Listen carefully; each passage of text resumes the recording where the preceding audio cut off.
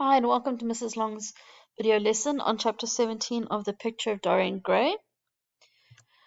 Chapter 17 takes place in Dorian's country house, where he is hosting a selection of guests, and the main action of the scene takes place in the conservatory, where he's sitting chatting to Lord Henry and the Duchess of Monmouth. And the following day, there are more guests expected to arrive.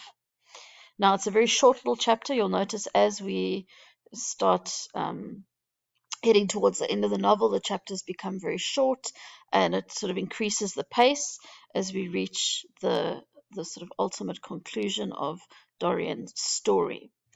Now, a lot of this chapter centers around the conversation that happens between the Duchess and Dorian and Henry. And one of the things they talk about is naming people. And Dorian's response is he doesn't want to be, please don't call me Prince Charming anymore. Now, obviously, he revolts against being called Prince Charming because it reminds him of his terrifying experience with James Vane. Then they move on to talking about beauty.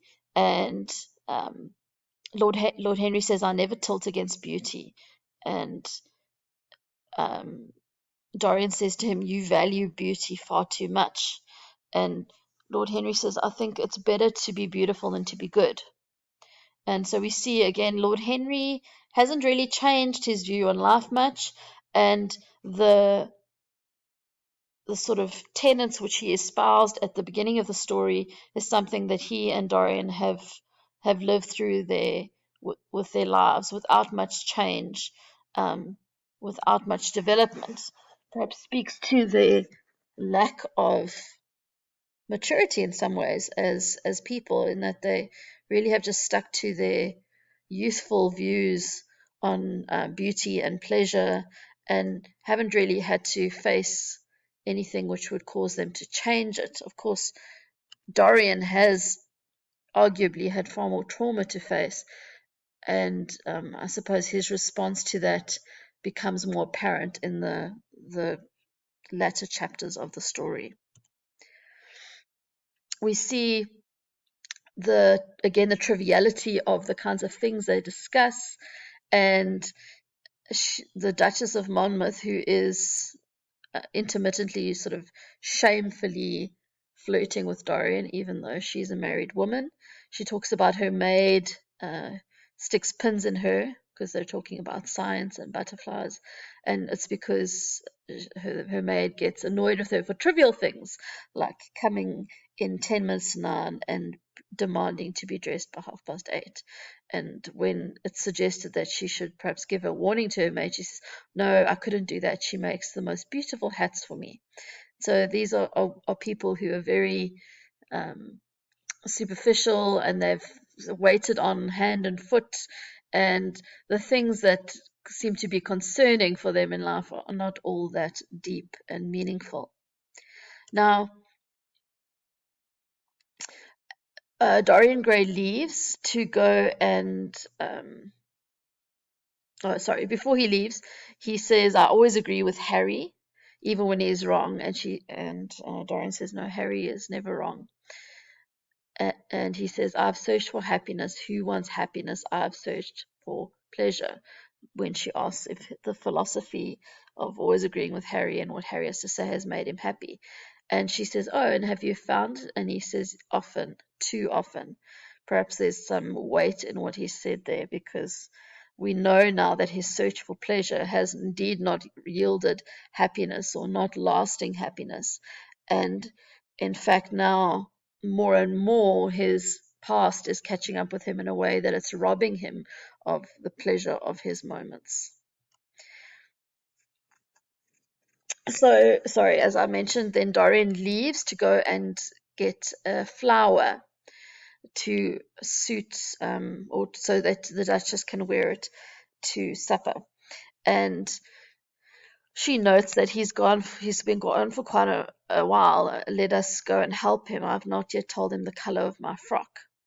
And Henry says to the Duchess, calling her by her first name, you must suit your frock to his flower. So it doesn't matter what flower he brings you, you have to suit yourself to him. And she said that would be a premature surrender. And so you can see that there's sort of a dance going on between them, a flirtation.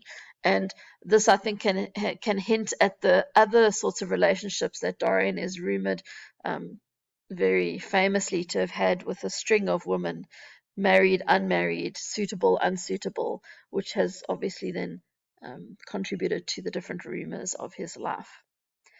And when they go and or decide they're going to go and find Dorian, they hear a stifled groan and the dull sort of thud of somebody falling. And as they run up to the area where Dorian was, they found him lying face downwards on the floor in a death-like swoon. And when he wakes up, he's very confused. And then when he remembers, he says, "Am I safe here?"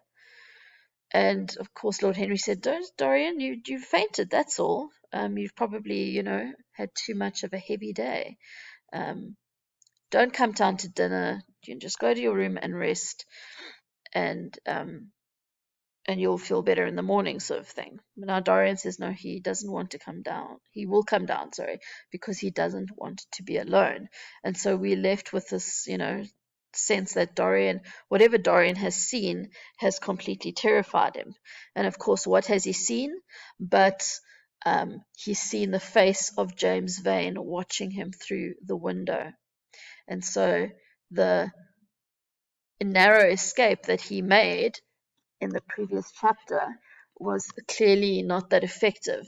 And in the next chapter of the story, Dorian deals with the question of, did he actually see? Is it actually James Vane stalking him, or is it a figment of his overreactive imagination and his paranoia?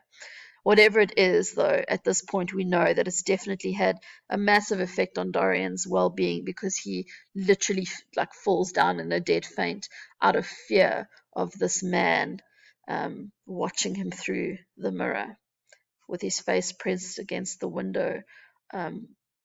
Sorry, not the mirror, the window, with his face pressed against the window of the conservatory like a white handkerchief.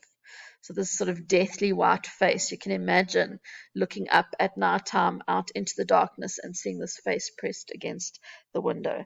And so we realize that as try as he might, Dorian's past seems to be increasingly catching up with him.